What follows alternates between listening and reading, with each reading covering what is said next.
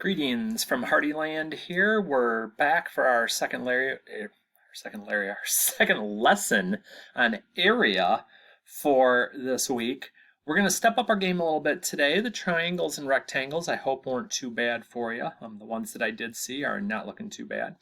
Today we are going to take a peek at parallelograms and trapezoids because they have a couple of little issues that normally can cause some problems. So I figured putting them together would help us out here. So we're going to take a look first at a parallelogram. Now, the formula for a parallelogram is simple enough. It's area equals base times height. I guess you could call it length times width. Normally we call it base times height though, because here, depending on the information you're given, even if I was given this and let's say one of these two sides wouldn't give me the height, because the actual height would be from going not at an angle, but directly from my base to my other base, if I was going to call it. Kind of making a right triangle type thing, which is being done out here to the right. Okay, that's why that little triangle's out there. That's not actually in the figure. This is still the figure, but that little triangle is letting me actually figure this out. I'd be able to use the Pythagorean theorem to figure that value out if I had a little more info, but I don't, so they were nice and gave it to us. So now that I am given that though, now it is as simple as base times height and get my information here. So what we're going to do, so as simple as 2.5 times 2.3, 5.75, and again it's area, so we talk in square units, okay? So for any of those, 1, 2, 4, that's all we're going to do. Now a trapezoid's a little different. It's not just base times height, or like it was here. It's not, we'll pick one of those and multiply by 6.9. Doesn't quite work that way. So there's a little more to the trapezoid. So here's what that's going to look like. Here my area is going to be the sum of the bases. Okay? So those two things are my bases. We're going to divide that by 2. So basically we're going to find the average of our two bases and then multiply times the height.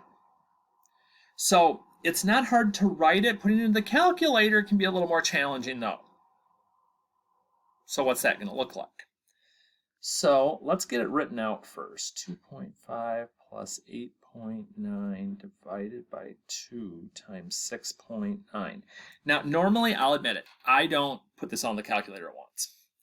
I do it in pieces.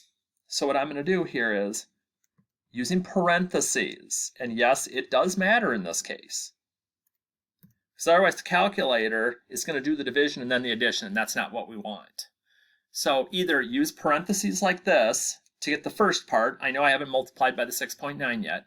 Or, if you're worried you're going to forget the parentheses, do the 2.5 plus 8.9 and then divide it by 2. I end up in the same place.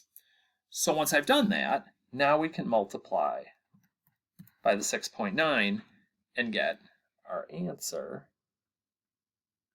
Again, still area, still square inches, okay? No tricks on these.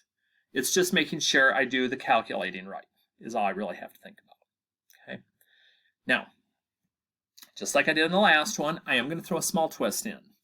As you get towards the bottom, same two formulas we're using. So this and this isn't going to change a bit, but what we're going to end up doing is we're going to be given different parts of information. So we're going to have a little algebra to do.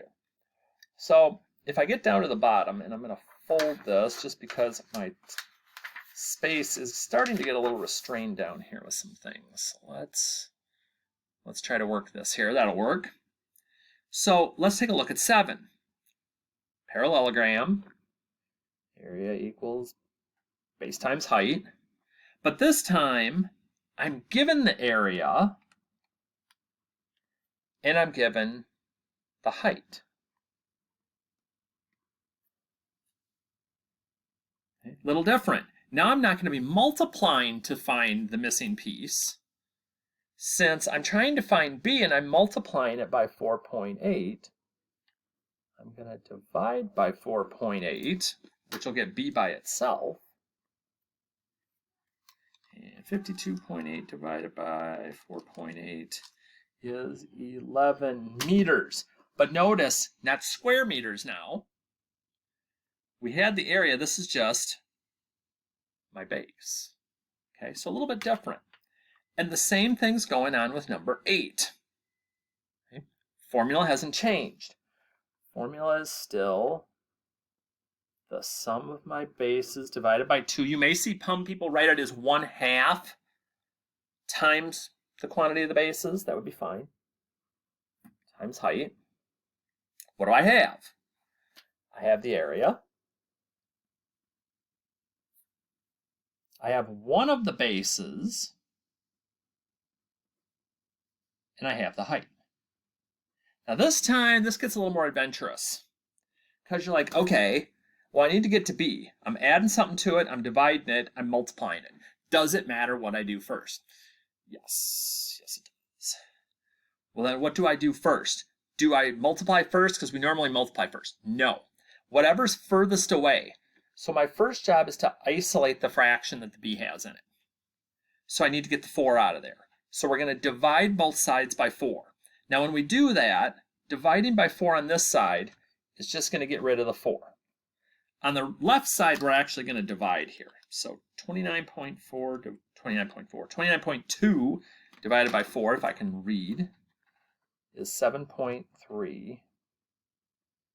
4.6 plus b divided by 2. Okay, that makes it a little more reasonable. A little more. So now I look again. What am I trying to do? Work on getting the b term by itself. I'm dividing by 2. I do the opposite. I multiply. And yeah, I'm getting a little bit stretched out here into my other problem, but that's all right. Again, on the right, the 2 doesn't distribute. It just multiplies to get rid of that divide by 2, just to be its opposite. And whatever I do to one side, I have to do to both. So now, last step, want b alone. I'm adding 4.6 to it. I'm going to subtract 4.6, get my answer, and I'm good. Okay, again, use the examples we have. You only got a couple more of each one to do just to try some things. Freebie points, it's great. It's going into the grade book, sort of almost like extra credit, so it's boosting your grade up in a good chunk. You could ask a couple of people out there. They've seen their grades go up significantly because they're turning in lots of stuff. So again, if you ever have questions on this or your geometry stuff, please shoot me an email and I will try to help you out as best I can. Encouragement video coming tomorrow, and it's not just a link to something else this time. It's me, so be on the lookout. Stay safe out there.